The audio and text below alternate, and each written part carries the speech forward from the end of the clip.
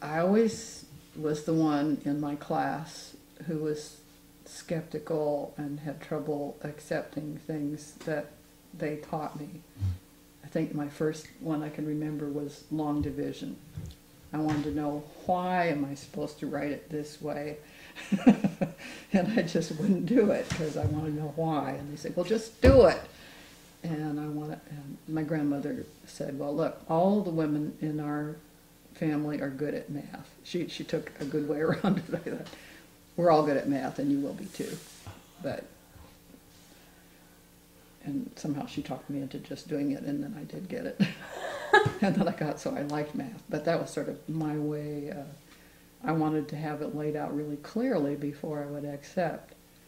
And I guess I'm still that way of, I can't just say, oh, well, in the U.S. they wiped out, the profession of midwifery was wiped out. And I went, well, what do you mean? You mean, why?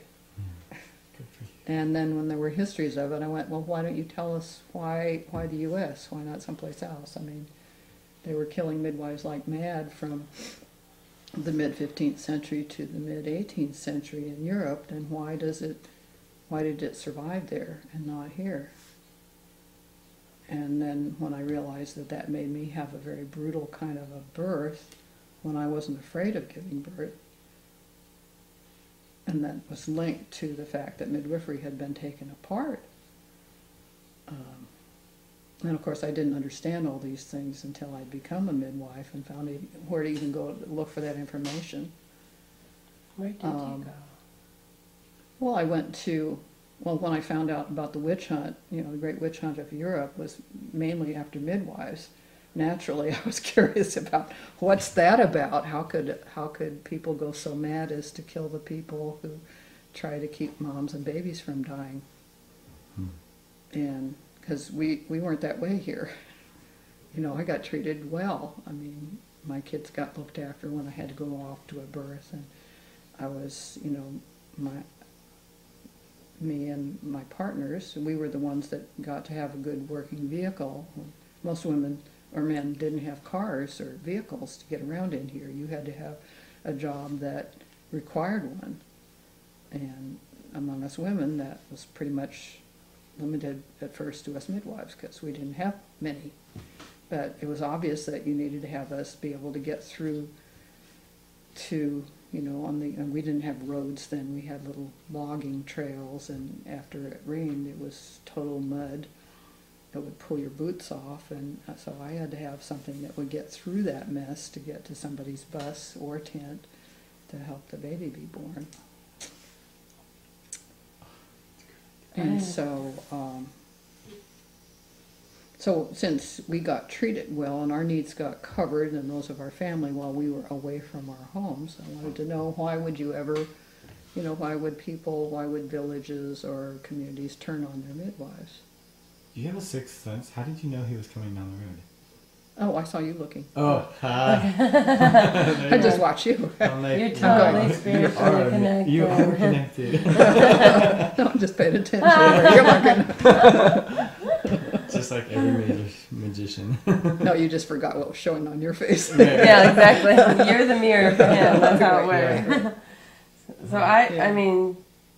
And so then we were, and generally, this was a huge adventure, the caravan, and then we get here and somebody inherits some money, and we go, well, what are we going to do with it? And we thought, well, we don't want to just eat it. Somebody was interested in learning to be a printer. Let's buy a printing press. Why not? And we thought, yay, that's a good idea. And then Stephen and I both being, at one time teaching English or something. Kind of all fell out from there. There's the man himself. Hi, Stephen. Hello. We walked. Yeah, we did. We took a shortcut through the forest to get here. I missed you. This is a bunch of stuff from Joel and the Mail. Joel and the Mail. Joel's got, the flying carpets of Solomon. Yeah, it's got that, and it's got a picture of Tony Kerr standing on top of a couple of little boys. Yeah, I heard that. Well, he told you about this stuff. Yeah, he mentioned it to me. Well, I saw it in the mailbox. I guess we can pick that up today. You're not neat for it. And other than that, I cannot tell you anything. I don't even play a doctor on television. Oh my god, yes. Oh my Okay, goodness. so Hospitals. We don't go to hospitals, right? well, sometimes you need them. Yeah, So you need to have hospitals, and you need to have friends in hospitals. You just don't want to have your life governed by that. And you need to have, you know, I mean, every country needs a good healthcare system. I wish we had one instead of a healthcare industry. And that's some of what I'm about, is trying to teach people what it might be like if we thought the way about health care that we did here in our farm community. If we had a completely socialistic system. Yeah, I We cannot had tell to. these guys, socialism means you got mail and cops and libraries and stuff. Sidewalks, socialism. So we're not trying to make socialism here. Yeah, so we were going to take care of each other, and so that meant we had to learn to be midwives, because at that time, nobody among us knew one. You know, you didn't know there was such a thing as a midwife. At least I didn't. I had never heard that there were any remaining midwives in the whole United States. I didn't know that you had them in the Western European countries. I didn't know you had them in most every country in the world. I didn't know that we became the first country in human history to eradicate that profession.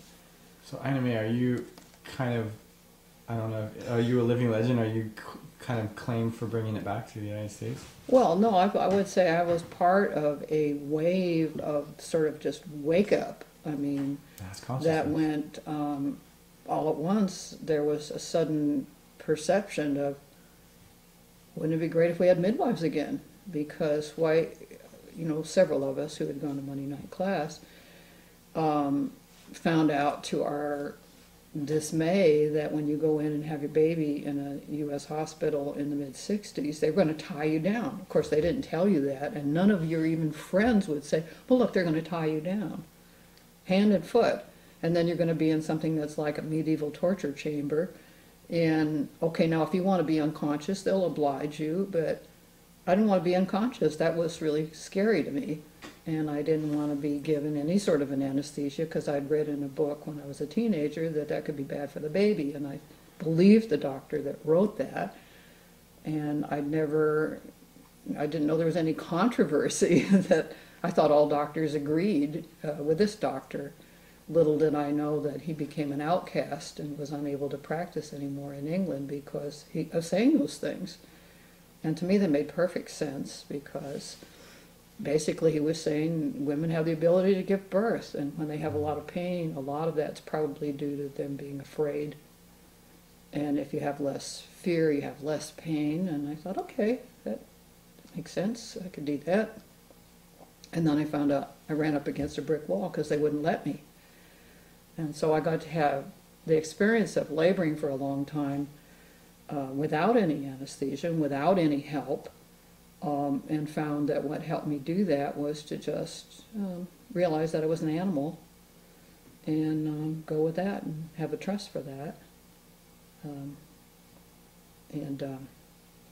I had a very nice time, except for being hungry and thirsty, which they wouldn't give me anything.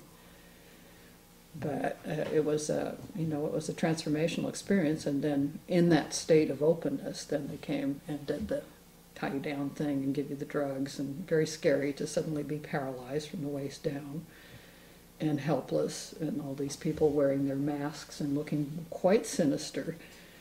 Took me right out of the beautiful visions kind of place I was in, and I was now in the medieval torture chamber, where they proceeded to do a mandatory forceps delivery and carried my daughter away looking all bloody and horrifying, and didn't get to see her again for about a day. She was okay physically, but of course we were separated and during that time, and then it, now I emerged from that. Instead of being well prepared for motherhood, I was traumatized and, scared of things that one shouldn't have to be afraid of, like, driving home from the hospital and being afraid my daughter could get out the little crack in the window.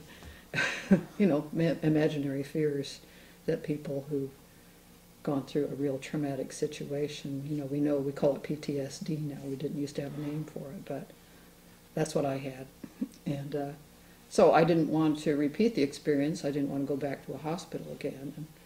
And how women of the previous generation went back time and time again, just obediently to hospital, somewhere that just in the late 60s, people on the West Coast, at least a few people, I think there was just a handful that said, well, I think I'd just rather stay home and take my chances than repeat that. And sort of that was a new thing, and I have no idea how many people had that reaction, but enough of us did that we actually carried through. The people that had stories to tell were the first empowered women that I had known of my generation. And so that was very exciting. Mm-hmm. And then, when I had my opportunity to see a birth, because I had never even seen a photograph or a drawing of a birth, the people that had stories to tell were the first empowered women that I had known of my generation. And so that was very exciting. Mm-hmm. And then, when I had my opportunity to see a birth, because I had never even seen a photograph or a drawing of a birth, even though I was looking for it, there was nothing available. And I thought, why don't women get prepared for birth? Isn't anyone else curious? And there was nothing to satisfy that curiosity then. So that's how I came to, put together spiritual midwifery. And we'd actually had a previous book called Hey Beatnik, This is the Farm Book, that stirred up the interest. And there were a few stories in it, and I wrote a few paragraphs about the equipment, small amount of equipment that we'd have at a birth and what was necessary, and just a few paragraphs. And then I started to get letters that people were using my instructions for being a midwife, and that was maybe a 10-page part of that book I mentioned. And people were using it as if it was a textbook, and I thought, oh, I better write some more here. So that's how that book came about. Little did I know then that there had never been a midwifery textbook written in this whole country up to that time, which was astounding. Everybody I know reads that book. Me too. Well, it's pretty important, this is the book I wanted to read. I thought there should be something there. And when women started writing their birth stories, and remember I was an English teacher, and so this was some of the best writing I'd read. I thought, this is good. This is what I wish I had been able to read. And the women were having good experiences because we'd learned things as hippies that were helpful. And part of the hippie ethic was, let's get closer with nature,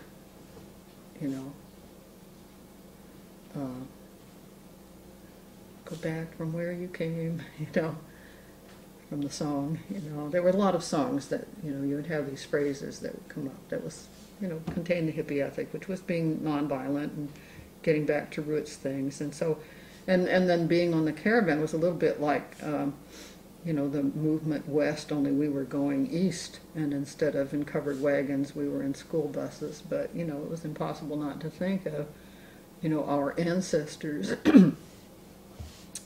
westward movement and all that stuff. Can I tell you a quick story? On our way here on Railroad Bed Road, we're on bicycles, and a gentleman flagged me down on the road, and he said, "Where are you coming from? Where are you headed?" And I said, "Well, we're coming from San Francisco, and we're headed to the farm." And he said, "I've seen hundreds of people like you coming down this road for the last, 30 years, but most of them been barefoot and walking. You guys must be rich. You're on bikes." Isn't that really barefoot and walking? That's what he said. Well, maybe he's exaggerating a bit. Gotta make the story better. Yeah. I know. Didn't people come in lots of buses? Those must have cost money. And then he came to the farm. He tracked us down here yesterday and brought us a painted feather that he had made. Oh, nice. And it was really sweet. And he rephrased the story. He clarified that. He said, "Well, they were painted buses," and True. so we just had this amazing visual, like we're following in the footsteps of so many people before us. Oh, we just felt like you it said. coming down that Yeah. road too. Like, oh, can you imagine how many happy hippies knew they were getting close to the farm coming down this road? Yeah, because really these people started making pilgrimages here back in the 70s, you know. Again, before you guys were born, people are already trekking here because we encountered, of course, millions of people through the media, you know, or you just seeing the caravan on the road because it was quite a sight. I mean, you could, if you were coming from the other way, you would see these buses. And they're all nice and neatly painted, you know, and it's supposed to be, you know, the kind of thing that would calm you down rather than make you afraid. But it was at least a mile long. The original caravan. Did some of them have houses on the top of the buses? Yeah. No, They were all not just really. normal buses. Well, there was two. We had, you know, we had actually raised and made a loft on ours, so it was set, you know, look like an old senior cruiser, and it's supposed to be, you know, the kind of thing that would calm you down rather than make you afraid. But it was at least a mile long. The original caravan. Did some of them have houses on the top of the buses? Yeah. No, They were all not just really. normal buses. Well, there was two. We had, you know, we had actually raised and made a loft on ours, so it was set, you know, look like an old senior cruiser, and that was, you know, just where there's a few steps to get up there, and then I think there was maybe one other that had a kind of a loft room added, but mostly the buses were just, you know, the height they were when they were carrying school children. How does it make you feel that there's still people doing that? Maybe not in numbers. Well, I like it. I like seeing that there's, you know, an interest, and it makes sense, you know, because the way it feels now is it's much like it felt in the 60s in many ways. I mean, it's a time of you know, a lot of sense of injustice and admiration for people who stood up to it, and their stories being very inspiring. And I'm mainly talking about the civil rights movement. It was the big inspiring movement, you know, of the early and to mid 60s, to watch a bunch of, you know, high school kids basically take actions that inspire the world. So the civil rights movement then is almost like the environmental movement today, or what would you equate it to? Well, yeah, and the civil rights movement is, yeah, there are certainly parallels, you know, and then it kind of got the women thinking then, so then the first time in a long time that women had started to crystallize a movement, and it took directions that were kind of surprising to me, because I always thought becoming a midwife was a very feminist thing to do, and there was a lot of sort of sisterhood, sense of solidarity among women that was expressed in that. So I was really pretty surprised to visit a college campus in the early 70s and put a picture of you know, one of the young moms and her baby on the screen and get booed and hissed by the women in the college audience. I thought, what is that? That's very strange to think that it's anti-feminist to have a baby and to have, you know, to look at children not in a way that you weren't just saying, oh, now I'm entrapped. I'm going, how are you going to have any feminism that lasts if nobody ever has a child again, or if all of the people who aren't feminists are the only ones that have children? That seems a little retarded.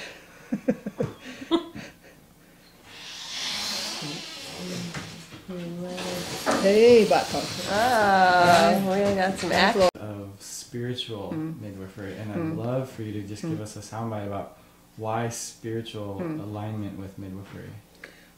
Well, when I had my first baby, I thought I was doing something very important,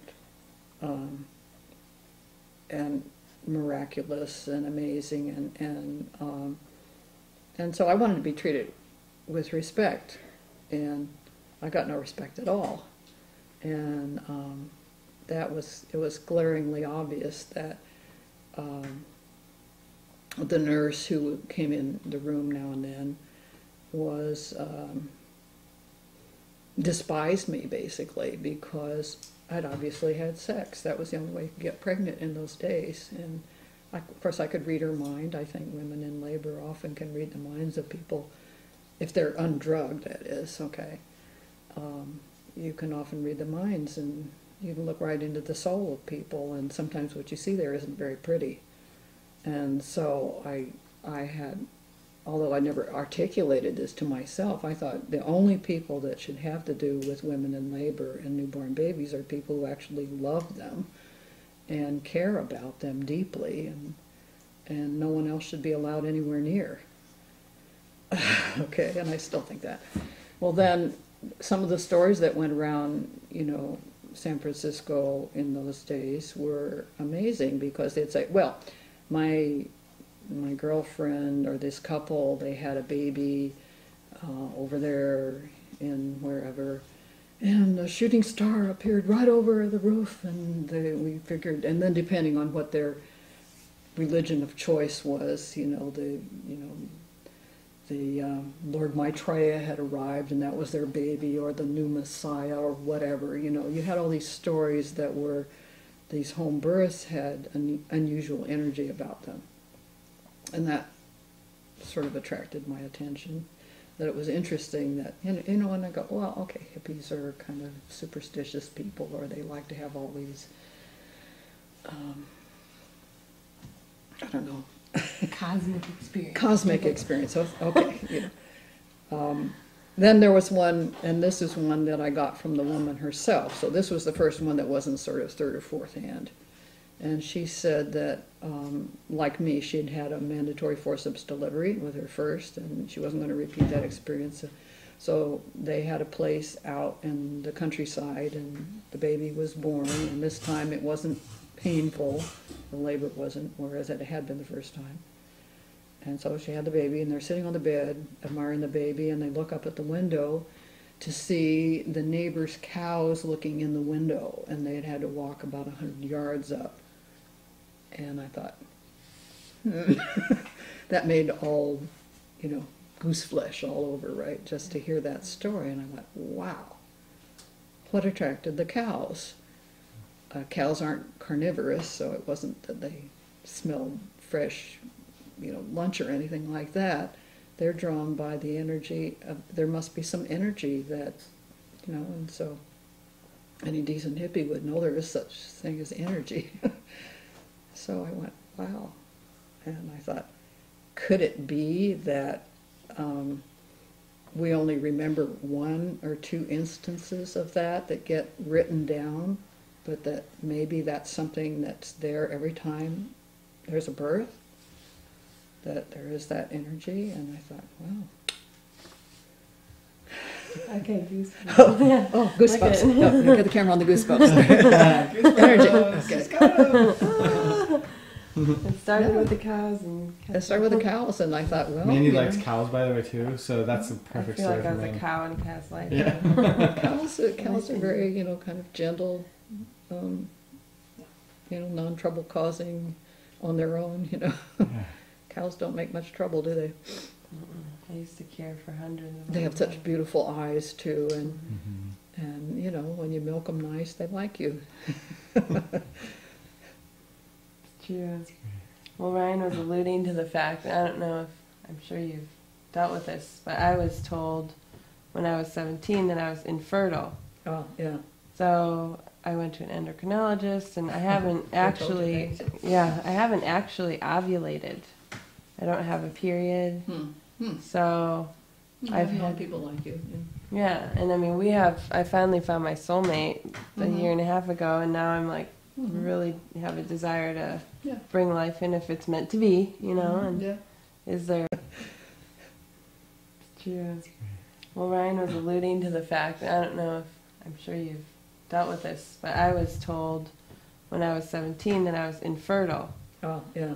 So I went to an endocrinologist, and I haven't They told you actually, things. yeah, I haven't actually ovulated. I don't have a period. So I've I've known had people like you. Yeah. yeah, and I mean, I finally found my soulmate a year and a half ago, and now I'm like, really have a desire to Yeah. bring life in if it's meant to be, you know, and Yeah. is there visualizations that I could be doing, or what, you No, know? just, I just know that, there's a bell curve of fertility and different interesting stories and stuff, and most people, menstruate, ovulate, on a regular basis, and then there's some other people where they're more erratic about it, and I mean, you can go get obsessive about it, and there'll be lots of people that would be happy for you to spend tens of thousands of dollars taking various hormones and all. The path I've always taken is I hesitate to interfere in those ways, because you don't know what else you get with the bargain. I mean, I can certainly understand people who've gone through that and have ended up happily with a child, being grateful that they did that.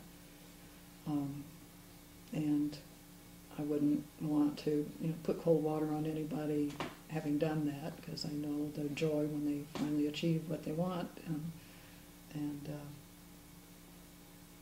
And then sometimes I can tell you, though, that I've certainly heard from a lot of people who were told they could never have a child, who now have children and didn't do any of that. So sometimes nature takes care of it for you, and sometimes it doesn't. Yeah. And I don't know anybody who set about to visualizing it into happening, who it seems like it works more like the more you take your mind off of it and let it be a no-mind thing, the better it may work. I mean, we found out that people who were infertile, quite often, as long as they were in a state of desire about getting pregnant, the visual image that would pop to my mind is, if you're in a state of desire about it, puts a kink in your fallopian tube or something, so nothing can get through. And then the minute you just start caring for a baby or caring for somebody, and you're fulfilled, that's what happened. And that's a pretty well-known phenomenon, by the way.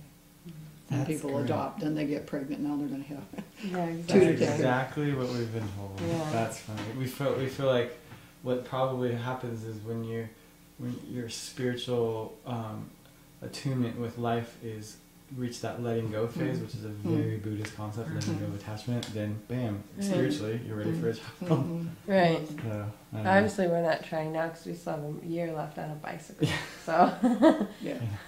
I didn't think I could get pregnant because I was, in my first marriage, I wasn't very careful with the birth control, but I didn't conceive until I was actually ready to. So that made me think, oh, I think I understand.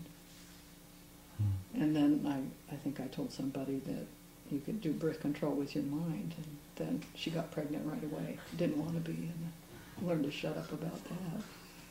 You can't generalize from your own experience. Especially when you're an author and people actually listen to what you Yeah. say. Well, So. I wasn't an author yet. Oh, gotcha. That's great. Wow.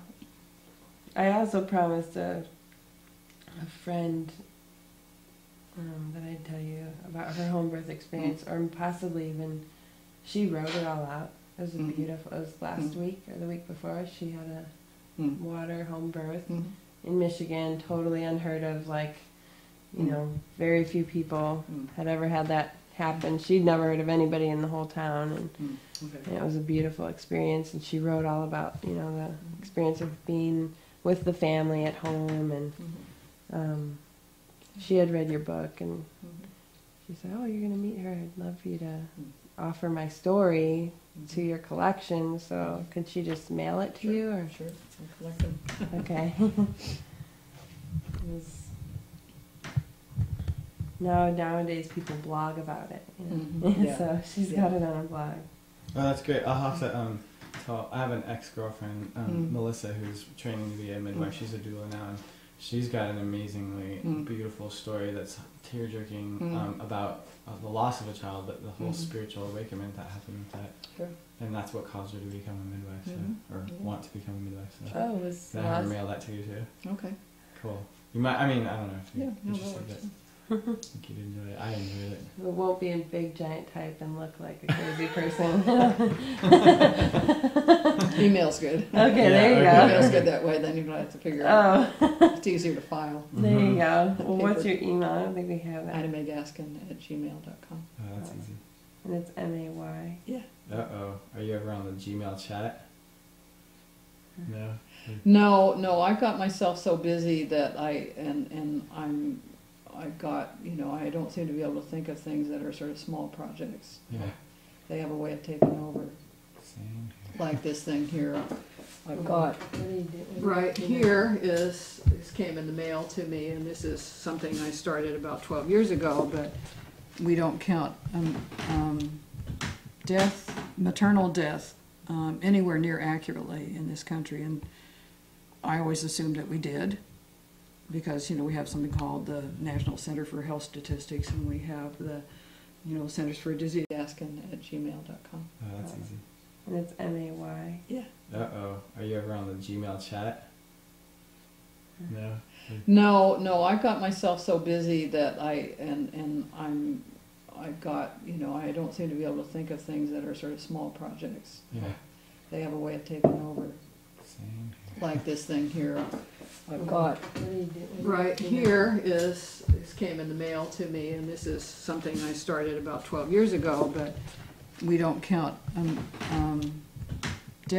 maternal death anywhere near accurately in this country, and I always assumed that we did, because we have something called the National Center for Health Statistics, and we have the Centers for Disease Control, but it's not the same as what other countries do that have socialistic systems, where they actually realize that there has to be a framework, because a woman of childbearing age can die for many reasons, including a car accident, or in this country she can get murdered, and or whatever, or she could just die of cancer or something like that. Well, you don't know if it had any relationship to the fact she was pregnant or giving birth unless somebody bothers to write that correctly in her records and on her death certificate. And if you have a for-profit medical industry, guess who doesn't want you to know about maternal deaths?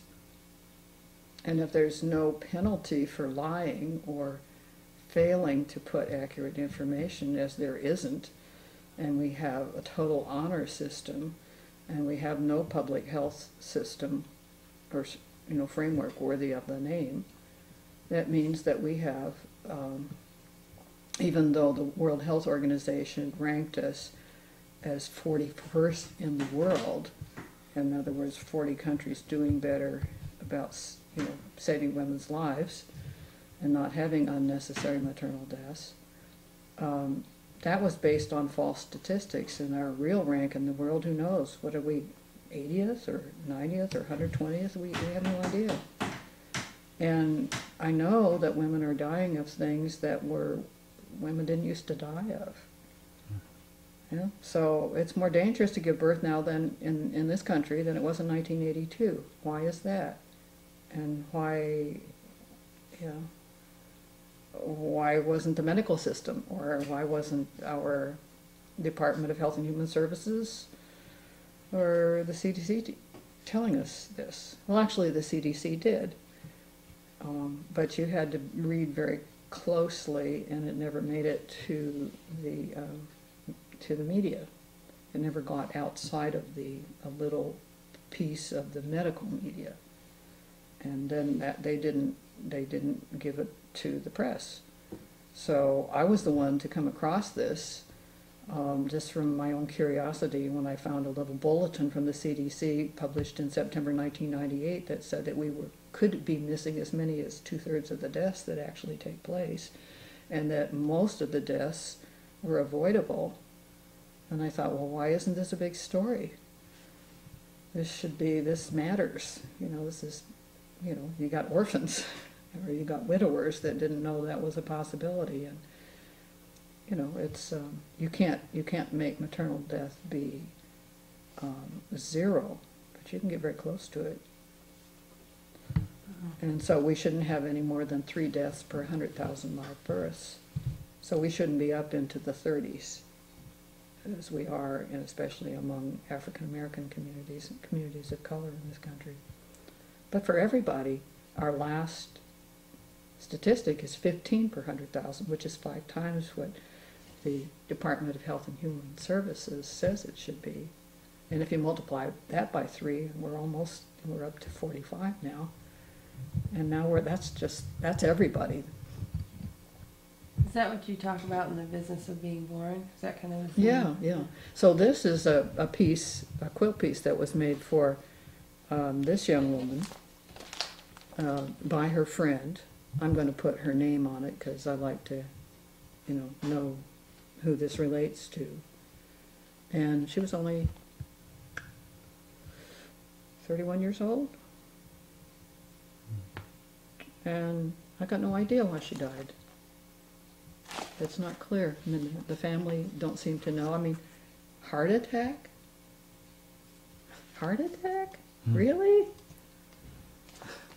I don't know. I'm a little skeptical about heart attack. I don't know. Is that what it said? That was the official cause? Well, I'm still trying to find out. I mean, no, I don't know if that's official or not. That might just. That's just so a guess. But so I find myself having to go. Okay, well, help me understand. But the real point is that you have to have a system where, I'm only doing this and I have to get real women's stories and real women's names in a system where you have the kind of framework that's needed. You don't go into personal stories because there's already an understanding that you've got to have you've got to be accountable for your health care. You can't just sort of take it on faith that it's the best in the world because we spent more money for it than anybody else. Because that money gets siphoned off into large salaries for people. It gets siphoned off into so many different ways that doesn't create better, safer care. And we're the only wealthy country that doesn't make it possible for women after they have a baby to get visits at home after they discharge from the hospital. Why in the world, when you're out of the hospital early, aren't you given a visit by a trained professional who comes by your home and makes sure that you can't just sort of take it on faith that it's the best in the world because we spent more money for it than anybody else. Because that money gets siphoned off into large salaries for people. It gets siphoned off into so many different ways that doesn't create better, safer care. And we're the only wealthy country that doesn't make it possible for women after they have a baby to get visits at home after they discharge from the hospital. Why in the world, when you're out of the hospital early, aren't you given a visit by a trained professional who comes by your home and makes sure that you and the baby are okay? Other countries do that. We don't. We just met a doctor in Kosciuszko, Mississippi, who does home visits. Oh, Because he likes to get out of the hospital. Because he said, I'm sick of being in the hospital all the time. that's really nice. Is this a family doctor or an obstetrician? He's a family doctor, yeah. See, family doctors would be trained more to think that way. Obstetricians, unfortunately, when the minute the baby's out and they hand it over to the pediatrician or to the nurses, their job with that baby ends. And so it's not in their training to think about how do we keep this woman healthy until the 6-week visit, let's say, when they formally end their relationship usually with that woman. She'll go in for a 6-week checkup, but how do you, once you discharge her from the hospital, how are you going to be sure she's okay from day 2 or whatever to that 6-week visit? Well, we midwives who attend home births, and I'm glad to see some family doctors doing the same thing like they used to do in the old times, somebody's got to come visit you because you are more tired than you'll probably ever be in your life. and you're new at this, and you have this, you're hit with the 24/7 responsibility of making sure your baby's okay, and so you can't be focused in on yourself, plus you don't know what you're supposed to feel like. And so women can have a late hemorrhage, or they can have left the hospital with an infection, or the baby too, or maybe you need help getting the baby breastfeeding right, and you can't just hear all this stuff. You know, phone calls aren't enough, and certainly we don't see anything much on television that would help women with breastfeeding, because my God, I mean, how could you put that information on television? Somebody might see a nipple, and that would upset the entire country, I guess. We got an interview of a lady doing a beautiful interview about community while she's nurse feeding her 2-year-old son. God forbid a 2-year-old birthday, and she said, put it in the was movie. breastfeeding, and Sure. you know, Exactly. there was a nipple that showed, and it was like, she was like, oh, put it in the movie, I don't care. That's what's kept all of my stuff off of television, is because there's too much skin for the Puritan, you know, dominated culture that we've ended up with, and we're still, you know, we're 4 centuries after the Puritans set foot here, and almost, and still screwed up by it. Well, 4 centuries exactly, right? From Jamestown, 1609, right? Yeah, you know better than me. And we are, and in those days people breastfed. I mean, Puritanism once upon a time meant breastfeed your baby, don't hire someone else to do it for you, or feed the baby something that's going to kill it. But it's funny how it's morphed into now you don't dare breastfeed, because we might see that nipple thing, or that areola thing. I sense from our conversation that you believe we have a long way to go.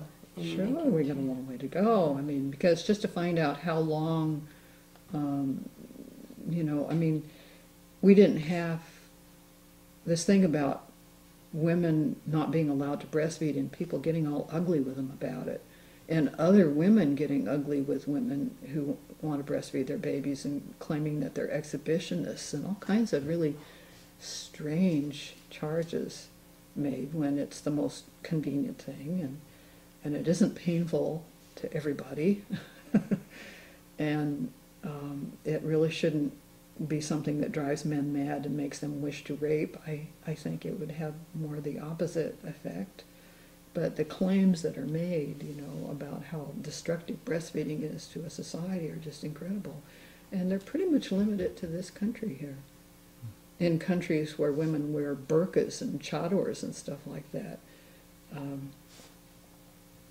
seeing a breast wouldn't get anybody upset, because the Quran says that you're supposed to breastfeed for 2 years, at least 2 years.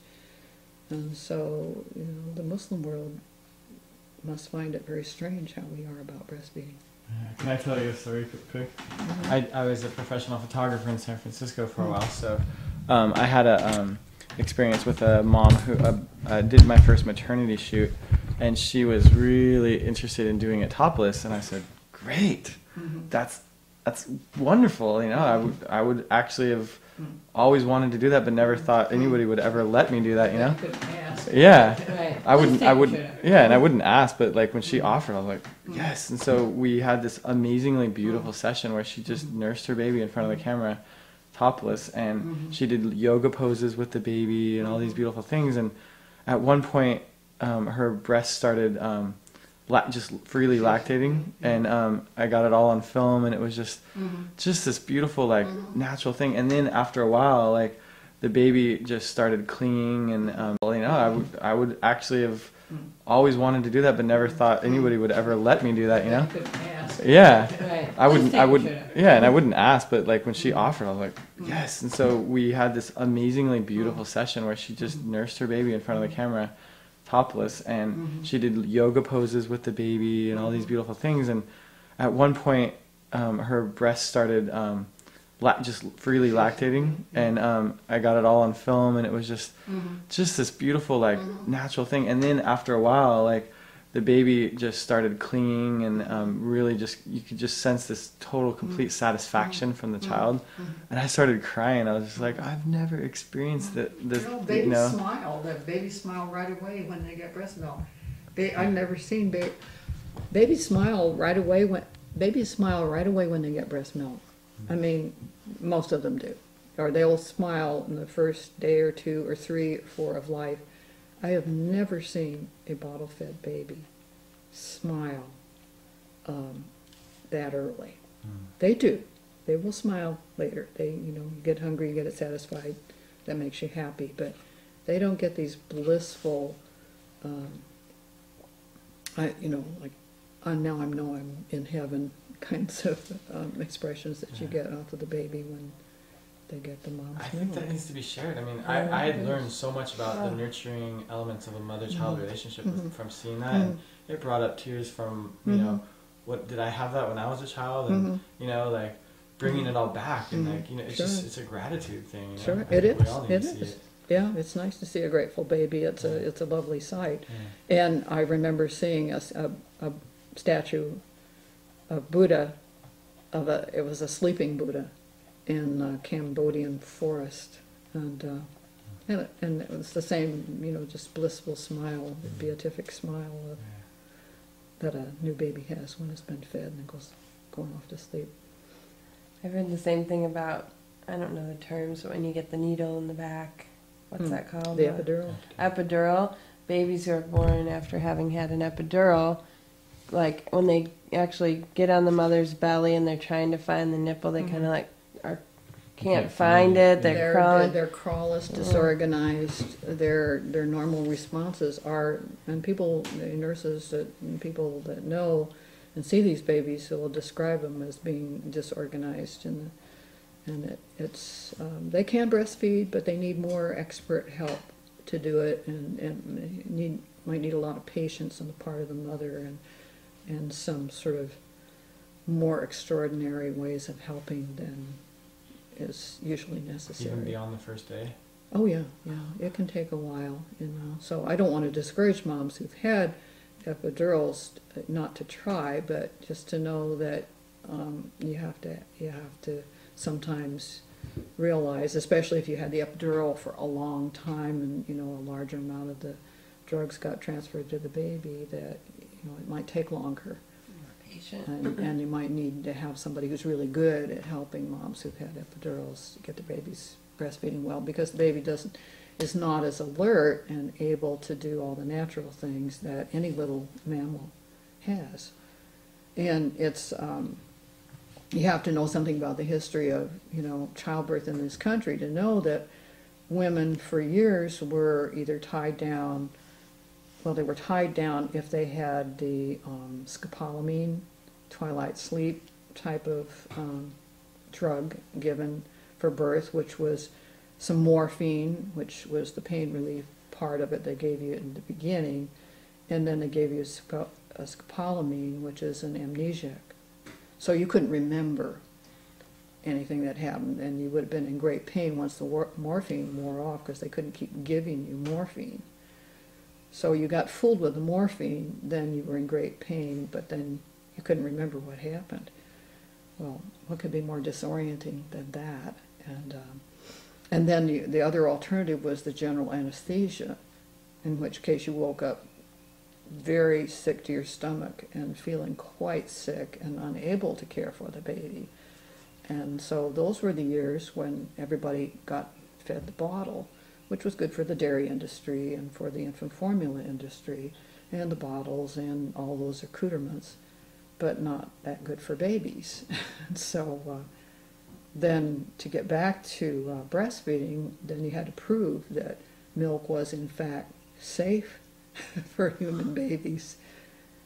When, if you'd taken that same sort of logic and went, okay, well, camel milk should be fed to donkeys, because nature's obviously got it wrong, and little camels need to drink donkey milk and little donkeys need to drink camel milk, and since you can't get the animals, because they're the wrong height, to work it out for themselves, you'll have to have all this system of stuff that you'd have to manufacture and bottle up and all this kind of thing. Or you know, actually cats should drink horse milk and colts should drink cat milk. I'm trying not to laugh because we don't want our voices on the phone. I know. I mean, it's hard to get people to realize how crazy it all is. And yeah, we're pretty adaptable. And yeah, those of us who were fed, you know, infant formula or cow milk, you know, with some corn syrup in it and some water in it, which is what my sisters were raised on. We made it, you know, and not all species are that adaptable. But on the other hand, there's a lot of people with allergies that might not have them if they'd got their mom's milk in the beginning. And we saw very few problems. You know, we didn't actually know there were breastfeeding problems for a long time because nature worked that well for us. So I have to, before we move to Stephen, I have one more question. Because this is the most kind. Give us permission on the video. Do you give us permission to use all this? Yeah, I give you permission. Thank you. Could you say and spell your name, even though we already know, but just for the people who end up working on this. Ina, I-N-A, May, M-A-Y, Gaskin, G-A-S-K-I-N. And you like your name to be put together, right? Or Ina May, yeah. yeah. I-N-M-A-Y all together? No, it's two separate words. It's okay. like a first name and a middle That's name. That's right, I knew that. Okay. Mary Ellen and I had to talk about that, and I find it great that you called me Amanda, because when I was in kindergarten, I went to kindergarten, there was another Amanda in the class, so I was dubbed Mandy. Oh, and Mary Ellen said, don't call Ina May Ina, it's Ina May, and don't call me Mary, I'm Mary Ellen. And I said, well, in that case, call me Amanda, because that's my birth name, and I want to, and so she said, okay. She remembered saying goodbye. For my grandmother, so yeah. This is that's what I saw that came from the Centers for Disease Control. September 1998, maternal mortality. And so it's not the whole booklet is the relevant article, it's this page,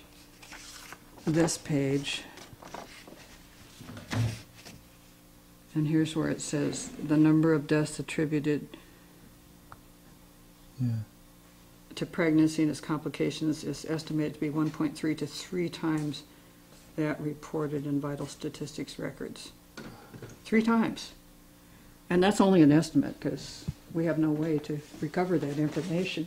And this is just the little medical report you were talking about that never gets submitted to the press. Yeah, this the CDC would actually have to tell the press, oh, this is pretty important, and they never did. Instead, we got stories that said, the United States has improved so much in the last century. Well, every place in the world improved in the last century, practically. Yeah. That's nothing to say at all. You shouldn't be bragging about that. You better be thinking about the last 25 years. And then we have the National Vital Statistics reports. Once a year issues this. See, you can see we're just due for the new one. I'll have to go online and see if I have that. So here we have the number of maternal deaths and maternal mortality rates, U.S. 2003. And so this was back when it was 12.1. 2 years later, this number became 15.1. That's quite an addition. Wow. Now, this is what we have. This is one page of a booklet that's done once a year. And it contrasts with what the British do. Every 3 years, this is 4 countries, because this is the entire UK. Look at confidential. And so so I've got 12 years worth of work here. Now, if you had 12 years worth of what was in the U.S., you'd have 12 of these.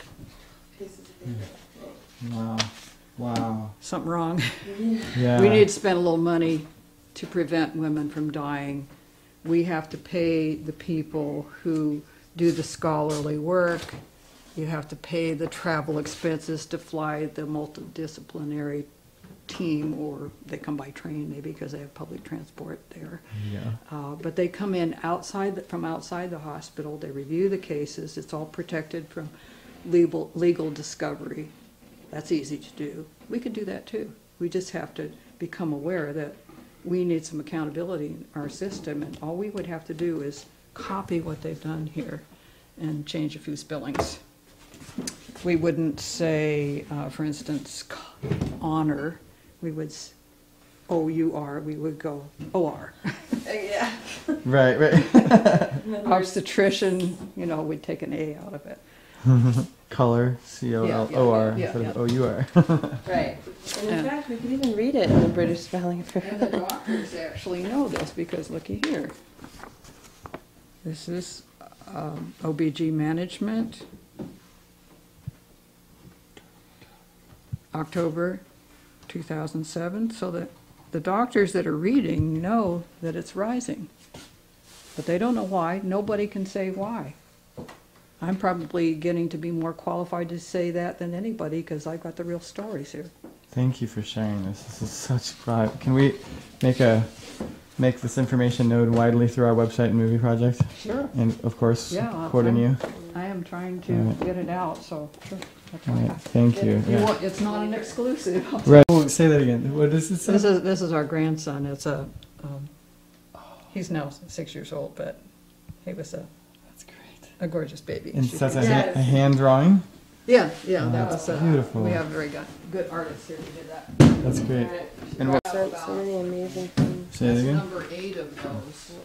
That's number 8 of those, and I have Oh. enough to do another 4 more. So that many pieces are being made, and this is just a fraction of, and my parameters are from 1982 to the present. So if I were able to get all of the deaths that had happened between now and that time, I would probably be up more than 25,000. That's the loss of life that we're talking about of U.S. women. This is only the U.S. And the reason I'm doing this is I want us to adopt a system like the British use, which is they actually seem to have a higher value on their women than we do, and they have an elaborate system of reviewing every maternal death and making sure that if there were any mistakes made, that these are well analyzed, and then there are some recommendations made by impartial people that goes out to all the medical centers, all the doctors, all the midwives, so that they don't keep making the same mistakes over and over, so that women die needlessly and kids grow up without their moms and men without their wives and girlfriends. See, and I bet one of the main reasons doctors aren't open to that sort of review is because they're afraid of getting sued. It isn't the doctors that have the problem so much, I think, as the hospitals. Because it used to be that at least some doctors would care about this very much, and they would create a maternal morbidity mortality review process in their state. But if that doctor retired or died, then it might not be continued by the others. And it might be then that now the hospital CEO might see things a different way. How about the stockholders? Do they care about this? I don't think so. And so the real problem, I think, is that never has Congress considered that we ought to put up a framework similar to what the European countries and the other civilized countries have, where you make sure that you do things right. We just think, okay, throw money at it, but don't think about how that money's spent. And so in our case, a lot of that money goes toward advertising and making things look nice, whether they are nice or not. We're pretty good at faking ourselves out and creating illusions.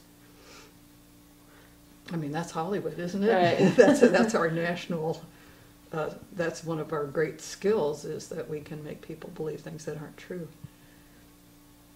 It's not just in the I'll show you this one more, that it'll get a backing sewed on, and then it'll get quilted, and then I take it and I tell stories of what happened to these women, and so occasionally it's something that couldn't have been prevented, but mostly it was from complications. This woman was just, she died in spring of 2008, and she died of being put into bed for bed rest to keep her from having premature labor, but she came from a family that had family history of blood clot, embolism, pulmonary embolism. And there's a danger of holding still when you're pregnant for too long, because you can have a clot form. And if that goes, to your into your lungs, it can kill you, and that's what happened with her. She was a perfectly healthy woman, but that bed rest wasn't the best, perhaps, way to deal with what was going on to forestall premature labor. Mm. Wow. That was quite tragic. And the dad was a blogger, so suddenly the happy story of their pregnancy, their first baby coming, turns into a tragedy. And so you can find his story if you blog. He's continuing to blog. Wow. So that's how I ran into that story. Thank you for sharing that. Wow. Oh, anyway, that's right. Okay, I'm on. You're on. Go Okay. ahead. Go for it. So you can just sort of move there into the bathroom. So we'll see all 18 of them, hopefully.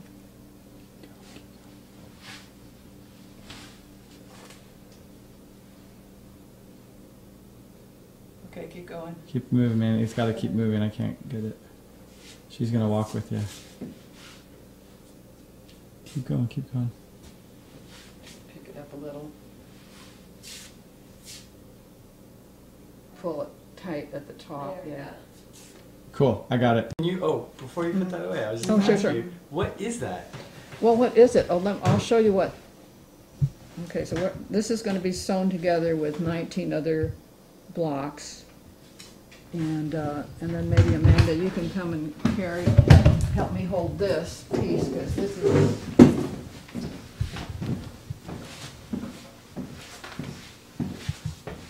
what I do with it. So maybe we can bring this into this room and just. This whole thing with my friend Adrian, who just had her home birth, really Right. brought up a whole controversy amongst all of our friends, because we Okay. have a nurse friend Okay. who said, she was just, she was on the path that technology moved in a certain direction for a reason, because now more babies are living rather than dying during childbirth than back in the 16, 17, 1800s, because we have hospitals. So if some emergency happens and the cord is tied around the neck, there's people that know what they're doing who can help, have that baby live. Whereas Adrian was risking that baby's life by having the baby at home away from a hospital. So how do you respond to people who have that? Well, there are countries where a third of the population give birth at home that have far lower death rates for mothers and for babies than we have here in the United States, where 99% of our babies are born in hospital. So, when you have a country, and I'm referring to the Netherlands, that's that big an exception, then you have to kind of look at that. And I think your friend is really just repeating the myth that's been repeated so many times, that hospitals what make birth safe. Oh no, hospitals, actually the death rates went up when people first went into hospitals. They went way up for mothers and babies, and they had horrible infections sweep through nurseries, and some of the first hospitals in Europe. I mean, you had in Vienna, which was a center of medical learning, you had 50% death rates of women in hospitals. So much so that the women themselves wanted to give birth in their own homes, or if they were poor, they'd rather give birth in the street, because they knew to go into the hospital in Vienna, into the doctor's clinic, would surely kill them, or would kill half of them. And it was Ignaz Semmelweis that figured out that it was the doctors themselves that were infecting the women, because they would be doing autopsies and then they would have that on their hands, and then they would put that in the women, and they would give them the postpartum infections that killed them. So it is possible. So there's nothing magical about a hospital, okay? And then you have some hospitals are safer than others. And you have countries where their beliefs about birth become lethal to a lot of women. I think we've entered that territory And we're getting more so because we're actually, it's true. Okay, let me just switch here for a minute and say it's true that if you don't have hospitals, women will die. You have to have hospitals for some cases. Let's say the baby's sideways and it's going to try to come out shoulder first. That woman needs a hospital. Unless you can somehow turn that baby, she will die and the baby will die unless we have a cesarean. Okay? Or let's say the placenta is the first thing that's to come out of the uterus when it's actually supposed to be the last thing that comes out of the uterus. Okay? And if it's the first thing, and as the cervix opens up, then the woman will bleed to death and their baby will die too, unless there's an expert midwife that would go, oh, clear out the placenta, get the baby born, go inside, pull the baby out by its feet. There was a famous old Dutch midwife that did that in the 17th century who saved 7 women out of 10 who had that complication in a time when there was no cesarean. But nowadays in the United States, if you have that complication, which you're more likely to have if you've had previous cesareans, by the way, you're going to have a cesarean. Okay? So there are certain situations where cesarean is a lifesaver. That's the point I want to make. But then when the World Health Organization has found by studying from many different countries that if you get a cesarean rate that's more than 10 to 15%, now the results of that surgery, the complications that can come with that surgery itself, can become lethal to women and sometimes to babies. So there's such a thing as having too much use of technology, too much use of the good things that hospitals have that can be life-saving. If you apply those to everybody, then it backfires on you. And so that's what people have to get, is that you have to have not only the technology, but the appropriate use of it. And it's like you shouldn't throw away all that used to be known about birth, that so-called, well, let's say indigenous people who live in sustainable lifestyles and who have traditional knowledge that's been handed down orally for thousands and thousands of years. They know a lot more about birth than people who go through medical school today, who've actually never seen a mammal give birth. That was the soundbite right there. That was brilliant. Okay.